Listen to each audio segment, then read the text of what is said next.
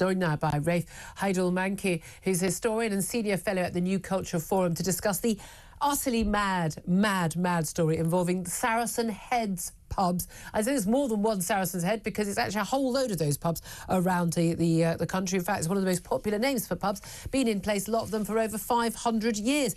But bosses of various different pubs and their punters, their staff and others have all said they're going to rally around a landlord who's being taken to court by a, wait for it, convicted terrorist because he says he's deeply offended by the name and, of course, the sign showing a Turk or an Arab's head as a Saracen's head on the side of this sign, this Saracen's Head in Cheshire, in Buckinghamshire. The man complaining about this is called Khalid Baqa. He was jailed for 4 years for preparing jihadi propaganda, but apparently his sensitivities have grown since that time, and he's upset about seeing, he says, the depiction of a bearded Arab or Turk on the pub sign. He says it's racist and the depiction incites violence. He wants compensation of £1,850 from the landlord and wants to take on more than 30 other pubs with the same name if successful. Let's talk about this with Rafe. Rafe, it is absolutely extraordinary that this man claims this is such an awful pub sign. He's offended by it. He wants compensation. But I mean, this is just a man on the make, isn't it? Absolutely. I mean, you can't make this up, you know. I mean, forget the Saracen's Head. He should be offended by, you know, Islamist beheadings by his jihadist colleagues. And the propaganda that he was pushing, for which he was sent to prison. Yeah, precisely. And I'm so pleased to hear that the pubs are rallying round. Yes. You know, firstly, I think the image of the Saracen's Head looks like a very noble depiction. You know, there's nothing I would say. It's a very fine-looking, very noble-looking man. I mean, you know, what's not to like? We just have to hope that, you know, the courts take the similar view to the pubs here, because if the courts do end up supporting this cretin, then, you know, as far as I'm concerned, it's game over for Britain. Because, you know, a civilization that won't defend its culture, its heritage, its institutions simply will cease to exist. Yeah, well, I don't have any trust in our courts. We saw, you know, the case with Nigel Farage and the milkshaking and all these various different cases. We just had a case today where a man with loads of images of babies being raped doesn't even go to prison. I think our courts are absolutely not fit for purpose anymore, neither are our judges. So who knows what happens. But the key thing of this is people fighting these cases, because often people are told, it's the same when you get some very dodgy employment tribunal cases where people are just on the make and they're claiming, you know, sexism or racism. It's just totally and utterly, or transphobia, utterly made up, is actually, you know, people are told, well, yeah, you can fight it, but by the time you paid for the lawyers, by the time you paid for this and that at the time, you're better off just paying the 1,800 quid the guy's asking for and walking away. But we need people to stand up to this stuff to stop it happening.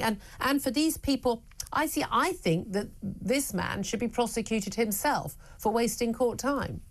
Absolutely. Look, I mean, Green King, unfortunately, has a track record of caving in on This is the pub chain. So, yeah, this is the pub chain who owned the Saracen's Head. Yeah. They've renamed various other pubs, you know, dealing in the response to Black Lives Matter and so forth.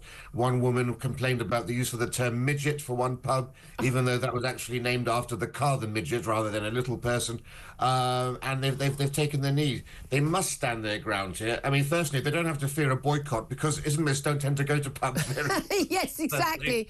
Oh, well, I think it's fascinating how many people are saying, like, you know, they'll support them. I mean, look, I'll help crowdfund for you guys. I've got 500,000 followers on X. I'm happy to help crowdfund you to support you. But we do need to stand firm on these things. And again, this rewriting, it's the same with the statue toppling and the, you know, just rewriting our entire nation's past. The problem is, you know, we have a culture of fear that, you know, envelops most aspects of our lives today. Yeah. You know, it's businesses, it's our cultural institutions, the police and the academia.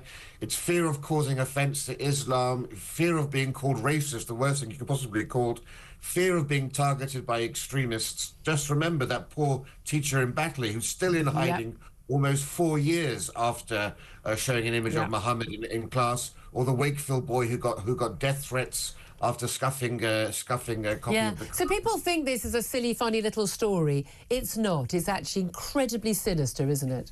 We need to regain, really, a sense of self-confidence in our culture, in our heritage and our identity, both being British and the West, the genius and exceptionalism of the West. Because we have a heritage that should be robustly celebrated and robustly defended. And we have to stop treating Muslims, black people and other ethnic minorities as if they're China dolls that have to be protected in cotton wool all the time. We all get offended in life. It's its own kind of racism, actually, isn't it? It is, precisely. No one has the right not to be offended. Yeah. You know, we're always offended, aren't we, with some of the stories we're covering, but we just live with it. We don't take people to... Yeah. Exactly. It is extraordinary. I'm really talking sense, as always, there. Rafe Heydel-Mankoo, thank you very much indeed.